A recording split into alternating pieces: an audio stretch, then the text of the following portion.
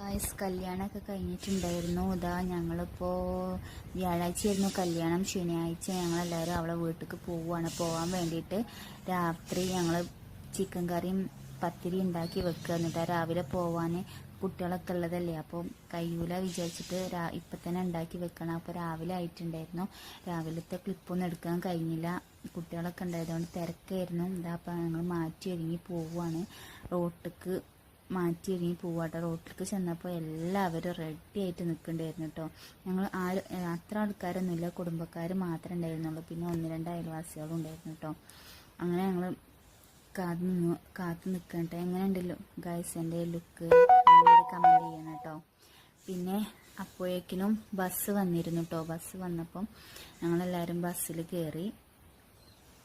പിന്നെ കുറച്ച് ആൾക്കാർ ഇവിടുന്ന് കയറി, കുറച്ച് ആൾക്കാർ കുറച്ച് സ്ഥലങ്ങളിലൊക്കെ ആയിട്ട് ഇങ്ങനെ കയറാനുണ്ടായിരുന്നു. അപ്പോൾ അവിടെ നിന്നൊക്കെ കയറി. ഇപ്പം ഞങ്ങൾ കയറിയിട്ട് പകുതി ആൾക്കാരായിട്ടുള്ളൂ, ഇനിയും ആൾക്കാർ കയറാനുണ്ടായിരുന്നു കേട്ടോ. പിന്നെ അതൊക്കെ കഴിഞ്ഞ് അങ്ങനെ ഇതാണ് കേട്ടോ മോളുവിൻ്റെ, അതായത് കല്യാണപ്പെണ്ണിൻ്റെ കേട്ടോ, അതായത് എൻ്റെ മൂത്താപ്പ, എൻ്റെ താത്തയും അളിയാക്കി ഉണ്ടായിരുന്നു. എൻ്റെ ഹസ്ബൻഡ് വന്നിട്ടില്ലായിരുന്നു കേട്ടോ, മൂപ്പർക്ക് ജോലി തിരക്കായതുകൊണ്ട് അവർ വന്നിട്ടില്ലായിരുന്നു. പിന്നെ അപ്പം തന്നെ പാട്ടും ഡാൻസും കളിയൊക്കെ തുടങ്ങിയിട്ടുണ്ടായിരുന്നു. മക്കളൊക്കെ നല്ല തുള്ളിക്കളിയിലായിരുന്നു. അപ്പോൾ പിന്നെ എല്ലാവരും കയറി കേട്ടോ. ഇവിടുന്നൊക്കെ കയറാനുണ്ടെന്ന് ഞാൻ പറഞ്ഞിട്ടില്ലായിരുന്നു, അവരൊക്കെ കയറിയിട്ടുണ്ടായിരുന്നു. അവരൊക്കെ കയറി ഇപ്പോൾ ഭയങ്കര വൈബാണ് ഗൈസ്. ബസ് ഫുള്ള് അടിച്ച് പൊളിക്കായിരുന്നു. ഞങ്ങളെല്ലാവരും ഡാൻസ് കളിച്ചിരുന്നു കേട്ടോ.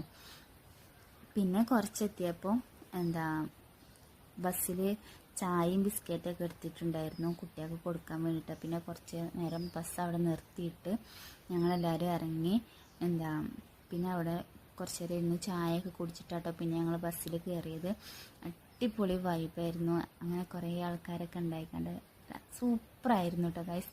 നല്ല അടിപൊളി വ്യൂ ഒക്കെ ഉണ്ടായിരുന്നു. കുറച്ചേ എടുത്തിട്ടുള്ളൂ. പിന്നെ കുറച്ച് കഴിഞ്ഞപ്പോഴത്തേന് ഞങ്ങളവിടെ അവളെ വീട്ടിലെത്തിയിട്ടുണ്ടായിരുന്നു.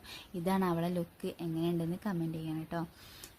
അങ്ങനെ ഞങ്ങൾ അവളെ വീട്ടിൽ എത്തിയപ്പോഴത്തേനും ഭയങ്കരമായിട്ട് വിശന്നിട്ടുണ്ടായിരുന്നു കേട്ടോ